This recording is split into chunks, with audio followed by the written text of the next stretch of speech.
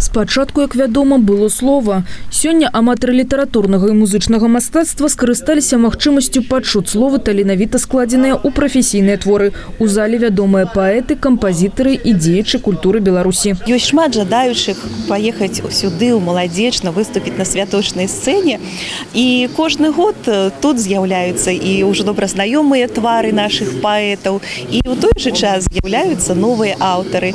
Вось і сёлета мы прыехалі са сваёй святочнай праграмай, і мы пабачылі, што мастацкае слова Святланы Быкавай, Владзіміра Цануніна, Ірыны Карнаухавай і многіх нашых іншых паэтаў, калег, гэта вельмі важка. Мы бачылі тых гледачоў, якія іх твары, іх светлыя вочы, і чулі іх апладысменты. У вершах і песнях уся геаграфія прыгожай краіны. Беларусь, бацькаўшчына, малая радзіма, родны куточак, дзе гучыць матчына мова.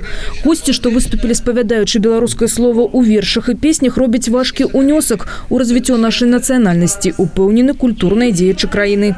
На сцэне, калі на вуліцах, калі увогуле гучыць беларускае слова, гучыць беларуская песня, і гэта вельмі неабходна нам, таму што мы жывём у Беларусі, і беларуская мова, беларуская песня, беларускае мастацтва ўвогуле гэта духоўная частка народа, гэта наш здабытак, і здабытак гэты губляць нельга.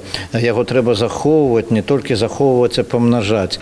Далучыцца да чароўнага свету паэзіі, сустрэцца і пазнаёміцца з сучаснымі беларускімі творцамі, пачуць у іх выкананні лепшыя творы. Такой магчымасцю скарысталіся удзельнікі гасцёўні. Дарэчы, на імпрэзе адбылася прэм'ера песні «Жаўруковая мова» кампазітара Олега Елисеенкова і паэта Уладзіміра Мазго.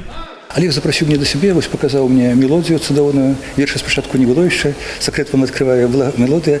Я послухал эту мелодию, и, можно сказать, закахался в эту мелодию. Мое сердце начало биться сугучно ритму, видать, этой будущей песни. И вот я сказал, что Олег, я поспробую. Я поспробовал написать верш на готовый, как кажется, рыбу это самое. И вот через несколько дней я принес Олегу, показал. І ён потым, значит, апрацаваў песню, зрабіў аранжыроўку, і нарадзілася песня. Так што песня тут, на жаль, спачатку, конечно, не спачатку слова было, спачатку была музыка. Песня рознымі шляхамі нараджаецца. У гэтым выпадку спачатку была музыка, а потым нарадзіўся верш. Мерапрыемству надалі ўвагу і ганаровыя госці, у ліку якіх дэпутат Палаты прадстаўнікоў Нацыянальнага сходу Рэспублікі Беларусь Людміла Кананович. Паэтычнае слова, жывое слова, яно кранае душу і адхіляе ад шэрых будняў. На гэтай сцэне кожны год можна пабачыць творцаў, для якіх маладзечаншчына радзіма. Кастусь Цыбульскі, аўтар больш за 100 песен, што выконваюць такія калектывы, як сябры, песняры, бяседа. Паэт не забывае родны кут і часта прыязджае сюды.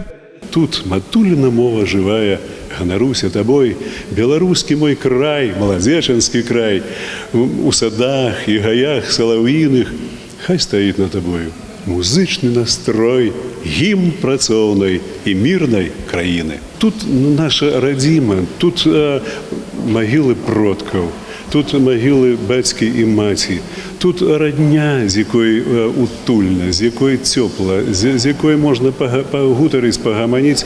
Вершы і песні, напісаныя паэтамі, становяцца здабыткам людзей і іх спадчынай, перадаюцца наступным пакаленням. Менавіта таму так важна, каб пад небам бацькаўшчыны гучала родная мова.